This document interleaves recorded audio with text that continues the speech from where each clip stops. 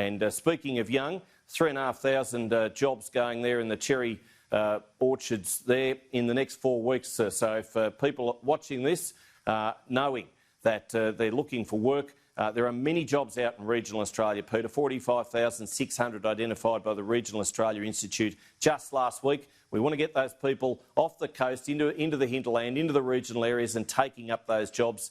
Those fruit growers need it, those farmers need it, and it's so important to be able to enable them to have that work so that we don't see fruit rotting on the trees. Yep, there is that announcement coming. You brought that up. So the rules are going to be changed for fruit and veggie pickers. Backpackers are able to extend their visas. What are the incentives to get them out there?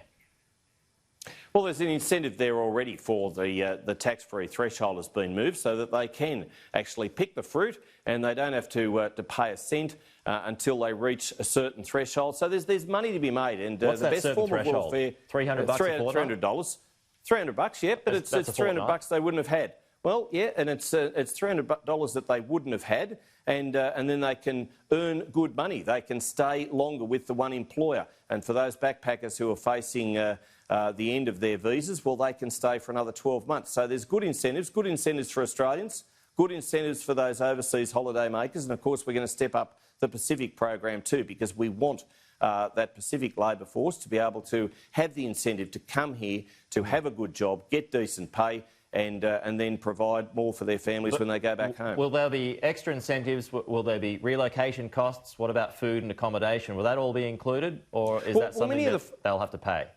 Well, many of the farmers, many of the producers actually put those incentives in place to get people to them already now. And so they only just have to look to see what is available, and there are plenty of jobs available. And they're also not only doing it for themselves, to better themselves, but they're doing a mighty great job for regional Australia. Even despite the drought, even despite everything that hit regional Australia and agriculture, the industry, the sector grew by $1 billion over the last 12 months to a $61 billion enterprise. We want to make it $100 billion by 2030, but we can't do it if the fruit stays on the vines. We can't do it if it stays on the trees. We need those workers. There's good pay and incentive for them to do so. So I say if you're on your surfboard, you're unemployed, you're on the coast and you really want to improve yourself and help your nation besides, have a look what's available for you. There are plenty of jobs and plenty of good paying jobs. You'll meet a lot of new friends and you'll get adventures that you'll remember for the rest of your life by going into regional Australia and helping yourself out. No, I do agree with you that. I come from regional Australia and love it like you do, but the problem has been getting people out there to pick fruit and to pick vegetables. I mean, you're seeing the figures today. There's a 26,000 shortfall in number of workers out to farming areas. $300 doesn't seem like a lot of money, though. It doesn't seem like a lot of money. There's plenty of these. Sure, but there's plenty of these farmers and communities, these areas that actually put on buses to get people to go to their regions. There are plenty of incentives. It's not just the government who's providing the incentives; it's the farmers themselves. They know that they're facing the prospect of a bumper harvest. They know that for the first time for a long time they can make good money. They just need the labour force to do it. There are people out there who probably don't have jobs, and there are plenty of people collecting a welfare check who could better themselves, who could improve themselves, give them new skills, meet new friends, and as I say, get those adventures for life. A great Instagram story up on a fruit tree, up on a ladder, picking fruit, sun shining in the background, meeting new friends. Who knows? They might even meet their their future partner. But plenty of opportunities in regional Australia. I hope people do that then and take your word for that. We'll see what happens. I just wanted 2 quick issues before you go, Minister. The Prime Minister mentioned yesterday that he was disappointed that land out in Western Sydney went for $30 million, way above the valuation price of $3 million. Oh, as am I. You mentioned that it was a bargain. Yeah. Do you regret saying that? No. No, not at all. What I said was that in future, they would look back on it and say, well, at least it was purchased back in 2016 or 2018. It was a process, but it was done at a time when the land was available. Who knows? In 10, 20, 30 years' time, when the Western Sydney Airport, which is, by the way, is actually employing 11,000 people during the construction phase and 28,000 indirect jobs after it's finished. Did the Prime Minister have a word to you after you made that comment?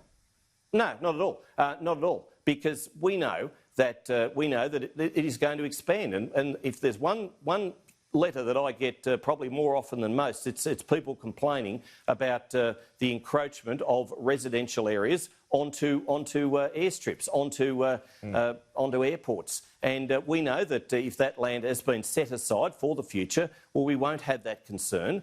Yes, it was way paid over the odds, and I've identified that. Anybody who read the transcript would know that it was paid way beyond, and that's what I said. That's what I indicated. And there's an inquiry into that to ensure that it doesn't happen again. But given that it has happened, given the cheque has been written, in time, at least we've got that land, and at least in the future, when they look back on it, they will probably say, well, at least it was done then. Yes, it was paid over the odds, but yes, we've avoided all those hassles in the future of having to pay probably even over the odds, for what is relative in 2030 or 2050 or whenever a new runway or more infrastructure is built for Western Sydney Airport. Just finally, Minister, it looks like the MUA have backed down and rolled over on the EBA for another year. What's your reaction to that?